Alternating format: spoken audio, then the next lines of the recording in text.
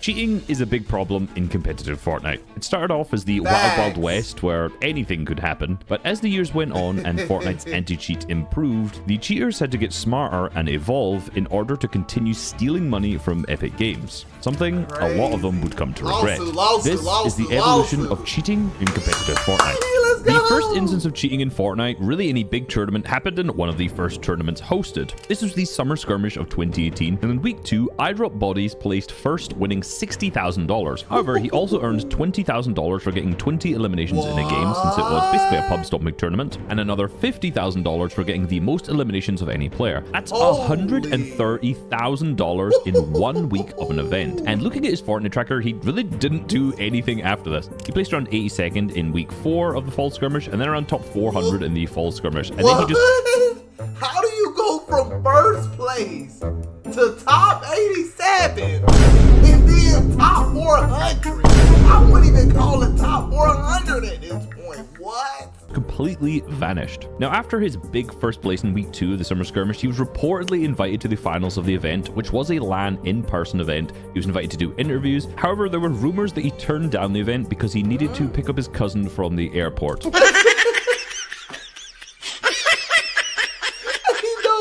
Bro turned down a live tournament for millions of dollars because he said he had to pick his cousin up from the airport. Brother, go tell that lie to your mama because we ain't hearing it. However, it's extremely suspicious that he was such a top-level player and could win a tournament and then would not come and show up in person. Especially true when he didn't record or stream any of this tournament. Epic Games investigated him and confirmed that he was not cheating, but some people suspect that he was doing something to get easier lobbies at the time or just downright cheating. Despite Epic Games clearing him, many people do not believe this story at all, and he basically vanished from the internet, so we'll probably never know what actually happened. However, the first confirmed cheaters in Cups was CIA Gov. His entire motive for cheating wasn't to earn money like a lot of the later cheaters we'd see, but instead to get recognition from streamers' live chat and get reactions. He would stream snipe pros playing the Explorer pop-up cups and just troll them. He'd fly around with a quad crasher and juggle the players into the sky. He truly had unlimited power as he could edit the island, and even if he was eliminated, which he did actually die to Vivid in one game, he could just respawn. He could basically do whatever he wanted. He had entire god mode cheats. Clearly in 2018, Fortnite's anti-cheat needed a little bit of work, and he stated he was able to actually do this for seasons without getting banned. However, I'm not sure how true this is because he didn't do really anything in the World Cup qualifiers, and you'd think this would be the perfect tournament to troll. Eventually, after he did get hardware banned, he was able to bypass this at the time and continued to cheat on new accounts. As of this video by Ranger interviewing him in May of 2024, he is still active in the cheating scene, developing new ways to bypass the anti-cheat. One of the most notorious cases of cheating did come... Bro's legit not giving up on cheating. Y'all couldn't stop him in 2017.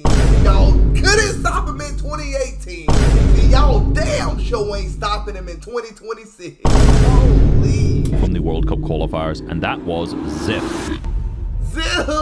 During week 3 of the solo qualifiers, Ziff was in the high point lobby and he was contested off spawn by 2 players, Bad and Bougie and Guesty. These 2 players had the worst drops of all time and put up no fight and instantly died. This was very suspicious and was tweeted out by High Sky, which went viral. And after an investigation, Epic Games concluded that these 2 players were feeding elimination points to Ziff to help him qualify to the World Cup. This is obviously against the rules, so he was banned for 2 weeks, not very long, and Ziff had actually qualified to the World Cup finals, so he lost his qualification spot in solos. But what's funny is that Ziff is legitimately a good player. After getting unbanned, all of that teamwork from solos paid off as he and Ronaldo was able to place 3rd in duos and actually qualify to the finals. Unsurprisingly, you know, people were kind of annoyed about this. Let's go Ziff. Good stuff Epic Games. I love a good redemption story. Remember kids, if you break the law or cheat, just wait 2 weeks and you'll get $50,000. For reference, the prize pool at World Cup, even if you just qualified, it was still $50,000 or last. A cheater qualifying for a $30 million tournament is a kick in the junk to the integrity of the Fortnite competitive community. Love or hate the game, this should be unanimously agreed upon. Every time they were shown on screen, they were booed by the entire crowd, and anytime they died, the crowd cheered. Zip is out of here. As brutal as this was for players, it was undeniably one of the funniest moments in Fortnite competitive history. Ziff now plays competitive Valorant at a pretty decent level, so it's clear that he is a great gamer, but that's not what he's really going to be remembered for. That wasn't the only cheating scandal at the World Cup, as one of the highest profile disqualifications actually happened during the finals, where Russian player Letwick was disqualified in Game 6 of the solos due to screen peeking at other screens around him. Now, he claimed that he heard a loud slam on a desk which made him look over. However, Epic responded saying after multiple warnings to the player, a penalty was assessed and he was removed from the match. He was not disqualified and will not be fined. So basically, he kept looking at other people's screens to gain information, and they disqualified him from the final match. He wasn't banned from the tournament, he did manage to get his earnings, but he's basically not allowed to continue to play. After the— What? Jay, imagine how dumb you have to be to get banned from tournaments and get disqualified because you're peeping at somebody else's screen. Bro, Jay, you know what that reminds me of? You know how when we was younger, or even now, when you play split screen like Madden 2K or any split screen game, and the other person accuses you of looking at their screen? Like, bro, come on, brother. How crazy do you have to be to get kicked out? He kept playing tournaments more casually up until August of last year. However, he hasn't earned since October 2021. Now, I'm not going to be talking too much about glitches in this video, as I already have an evolution of glitches video entirely, which obviously you can count as cheating. However, one is definitely worth mentioning here, and that is the ELO glitch. In the Winter Royale of 2019, which was a $23 million cup, there was a bug which reset your points to 0. This meant that you would get incredibly easy lobbies because you're getting put into lobbies with other players who have 0 points, who are probably awful. All you needed to do was switch off of the region you were playing and then back to another one, and this would reset your points to 0. However, after 24 hours was over, all of these points would be added back up and the leaderboard would be corrected. This meant that players were continually playing 0 point super easy lobbies and were able to win basically every match and get a high amount of eliminations. Now, no one was ever caught or banned for this, but there were a lot of players who were accused of doing this. This bug actually returned later in Season 7 in a slightly different manner. Rather than switching your region, all you had to do was have one player disconnect from the match and you'd be put into the ELO of what you were before that match started. So basically lower ELO. However, one season later, the first winner of an FNCS would be banned, and that would be Cakewood from OCE. Now, unlike the cheaters of Chapter 1 events, he was much more discreet. In fact, no one really even suspected he was cheating at all. But I even analyzed his gameplay in my Every Region winner video at the time, and there wasn't really anything glaringly obvious, but he did get banned. Now, unlike early Chapter 1 tournaments, there was a lot to play for with the huge FNCS prize pools, so there's much more of an incentive for players to cheat and be more subtle about it to not get banned. I'm not entirely sure what he used, and to this day he still swears that he never cheated at all, but as we'll come to see later, the OCE region has quite the cheating problem generally. But that wasn't the only cheating scandal that season. Creo traded Storm Surge damage with keys and slacks, and using the heals around them in Slurpy Swamp were able to waste nothing from their inventories, basically racking up Storm Surge damage without any negatives. All 4 players were banned for this, despite in 2025 this literally evolving to every team doing this to the point the Storm Surge mechanic had to actually be changed. However, they were innovators of the strategy and were banned for it. It's just funny that Fortnite had just ended up accepting this later on. As it turns out, Chapter 2 actually really had a lot of different types of teaming. Now, this season also had a solo invitational, and then the following season, in Chapter 2 Season 3, had a solo FNCS. There were also a lot of solo DreamHack events being hosted online during this time, so this game mode was everywhere and pros were kind of losing their minds. Solos would be a great game mode if it wasn't for other people, because for some reason in solos, people have absolutely no idea how to rotate and feel the need to fight you or shoot you when you both have to make a completely max distance rotate, griefing both of your games. What are we doing? What are we doing here, man? What are we doing? Do you know how easy we could have both rotated? It's become a bit of a meme to tell people that you don't have to shoot every single player you see on rotate.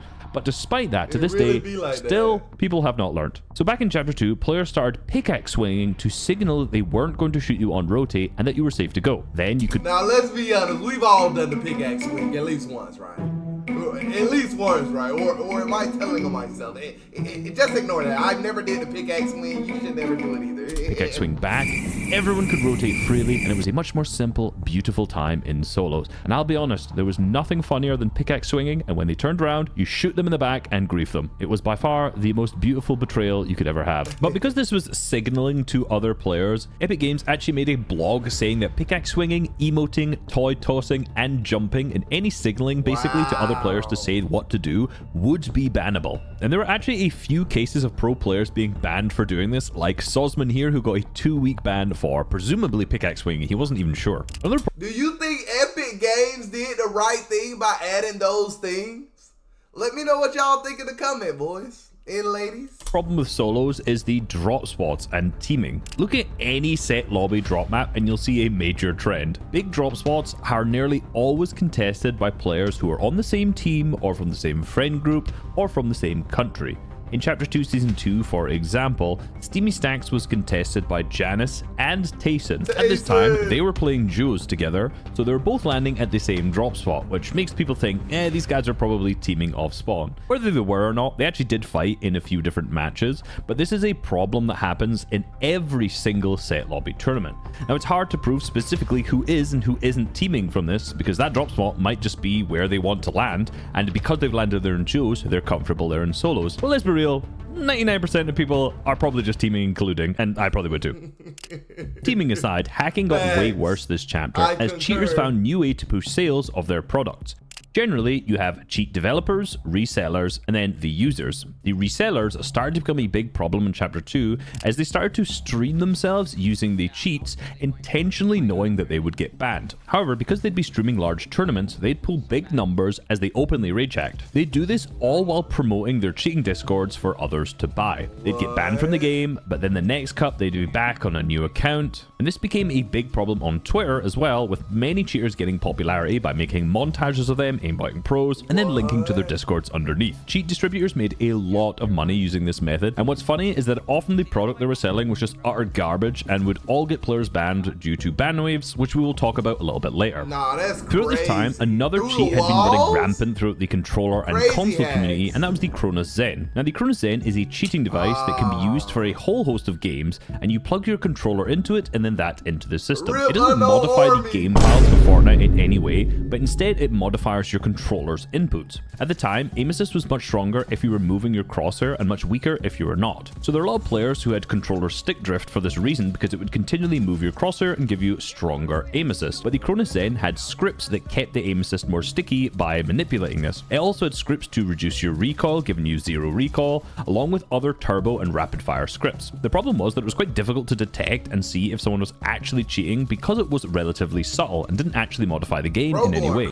Many of the best controller players like Miro were accused of using it, and Unknown Army even showed that he was in possession of one on his stream at some point. However, in Chapter 3 Season 4, Epic Games added it to their restricted hardware list and actually started banning people for using it. Spoiler to later in the video, but they also sued the creators of Cronus Zen and forced them to remove any Fortnite and Rocket League scripts from the device. However, wait, how are you gonna sue the company for a mistake that's like, what? I'm not even going to dive on that, chat. Let me just play real it. cheats were getting pretty advanced to the point that llamas had to be removed from competition because a Discord had been created which showed the location of them in your match. Now, tournament replays ran on a 5-minute delay for the match, so 5 minutes into the game, all of the cheaters could use this Discord to find where llamas were placed. Now, that doesn't sound that strong, but at the time, they had a 100% spawn rate for a launch pad, which was the main mobility item in that season. Now, some coaches were also just going into replays while their players were in the game and scouting for llamas and launch pads, and then telling their players where they'd spawned. To prevent this from happening, Fortnite changed the replay delay from 5 minutes to the current 8 minutes, and also at the time removed llamas from comp. Another spoiler to the end of this video, but unsurprisingly, the creator of this got sued. Or he lied about getting sued. It's hard to tell because Epic Games didn't actually retweet or comment on this one at all.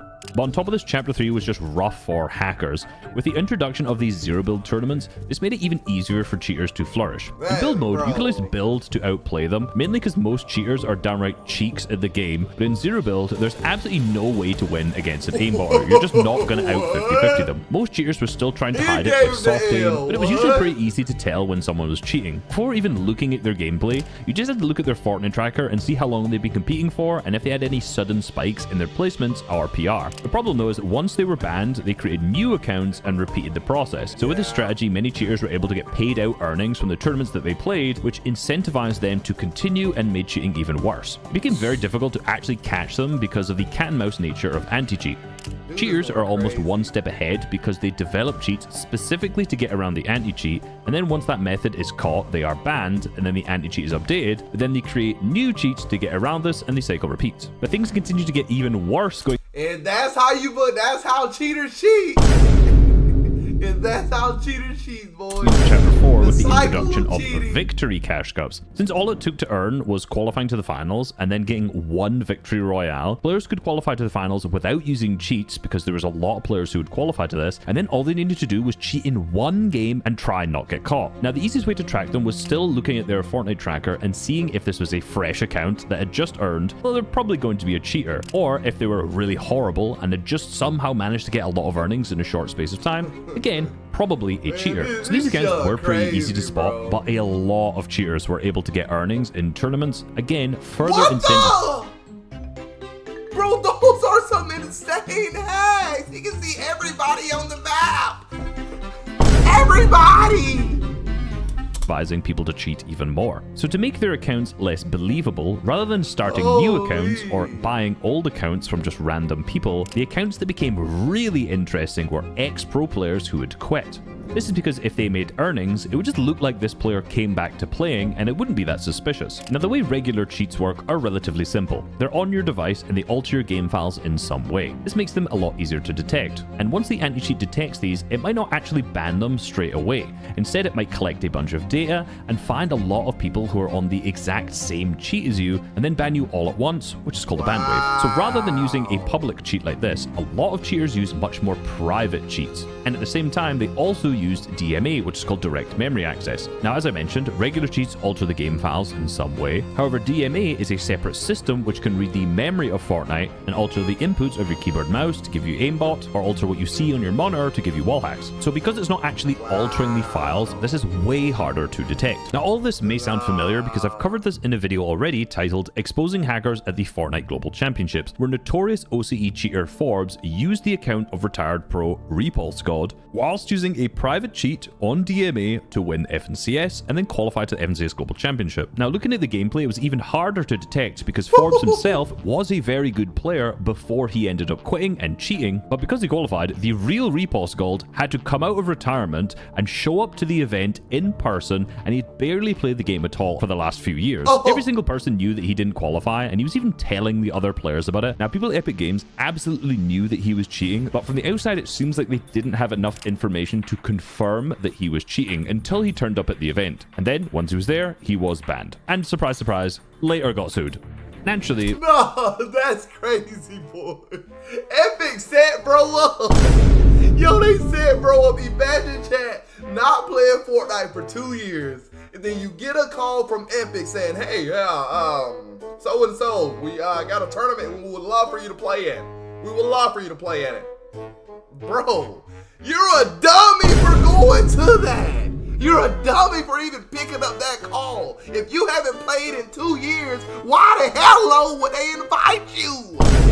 Come on, bro. Use your 2 brain cells. with cheating is such a hot topic for the last 3 years in competitive Fortnite, when Peterbot started to dominate every tournament with Poyo in Chapter 5, people got a little suspicious. Now, there are really a lot of thoughtless claims and some funny posts like this, which said, if Peterbot really isn't hacking, really in block capitals, he has the greatest aim of any professional player in any game in the history of esports. Now, there was a lot of, odd-looking clips from him, but he went into the Global Championships in Chapter 5, which was a LAN event where you can't cheat, and absolutely dominated. So it turns out, he's just that guy, even though he still gets called Cheaterbot, but it's no surprise, after the rampant cheating that Fortnite had for the previous few years, that guy as good as Peterbot got a lot of accusations.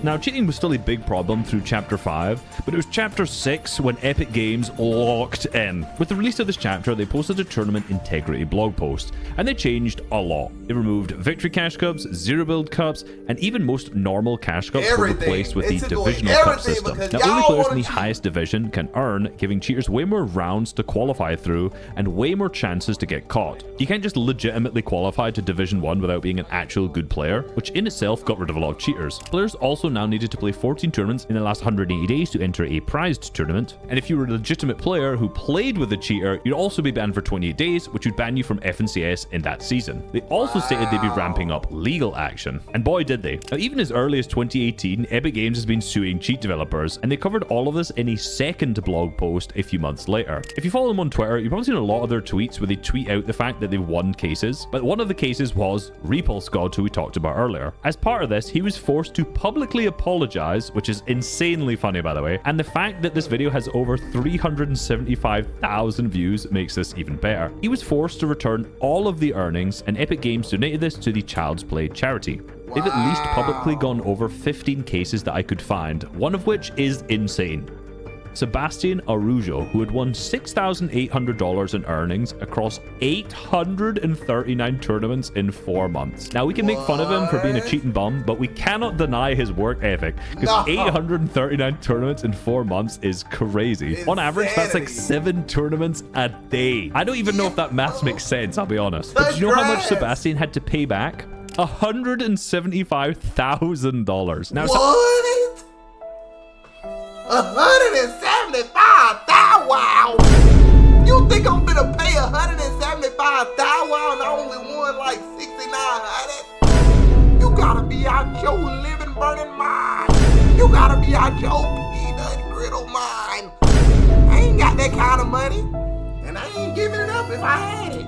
Sounds a bit crazy to owe 25 times what you made, but Epic Games demanded the statutory minimum of $200 for each violation of the game's copyright. Now, when you sign up for a tournament, you agree to the game's copyright, and by cheating, you violate the copyright that you agreed to. So, 839 tournaments at $200 a pop is over $168,000. This blog also covered them suing and winning against Cronus Zen, which I talked about earlier. They also changed some entry requirements for tournaments, which was Secure Boot and TPM needed to be enabled on your computer, and accounts need to be over level 350 to enter, which is account level, not battle pass level. Now, this was at the start of chapter 6, so where does this leave us with cheating now in chapter 7? Well, in order to cheat in a tournament, you have to have an account that's over level 350, played 14 events in the last 180 days, have TPM and Secure Boot enabled on your PC, and it'll take way longer to get an account that has these requirements because Epic has been suing account resellers, cheat developers, and cheat distributors. If you're still able to cheat in a tournament and earn prize money,